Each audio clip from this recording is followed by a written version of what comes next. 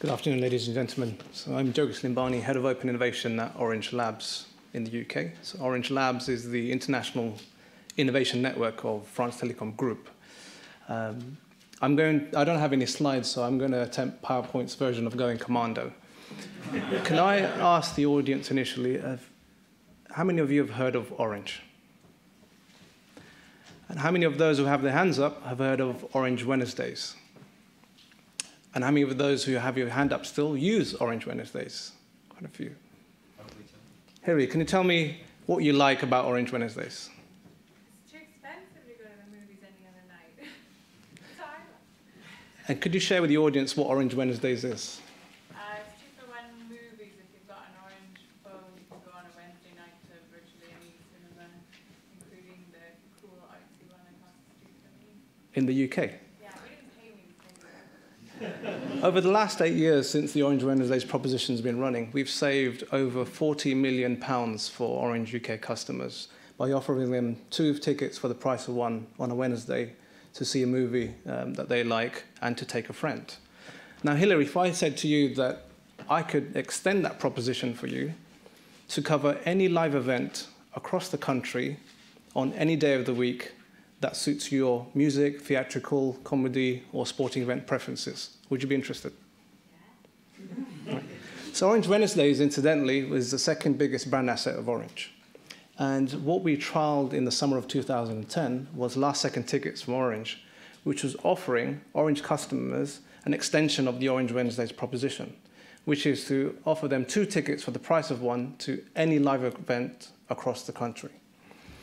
But we didn't happen to stumble upon this proposition by accident. What we ran in conjunction with Nesta, which David was part of in his previous life, was an open innovation challenge which was seeking to source a €20 million service innovation from UK startups and SMEs. Before I go on, can I ask the audience, how many of you represent the startup and SME community? Right? A number of you will have faced some enormous challenges when working with large corporate companies like mine or even of my fellow panelists. And the top of that agenda is, well, if I'm seeking a €20 million service innovation, you are less likely to walk into the doors of Orange and say, hey guys, I've got a €20 million idea, I'd like to share it with you. And I think that one of the biggest barriers is of trust, is how do you share a €20 million innovation with a large corporate company without fear that this idea might get absorbed somewhere else in the company, it might get stolen. So not just company culture that Mike has mentioned, is that there are a number of other barriers, like we have stage gates, we have processes, the goalposts keep moving, timing keeps moving. So how do you mesh the output of an innovative SME with a large corporate organization? And that's what we achieved in the summer of 2010. So as a result of this competition, we had discovered an innovative startup company called Last Second Tickets. So my job is not just about sourcing innovation, not just about sourcing ideas, but it's also about sourcing innovation. This proposition led to a trial with 1 million Orange customers and will be rolled out nationally throughout 2012. So I'd like to share some insights around open innovation that I think will be thematic through the discussions later in the afternoon. And one is about managing serendipity. So I spent maybe 3 months, maybe around £50,000 of Orange's money, invested it into this contest.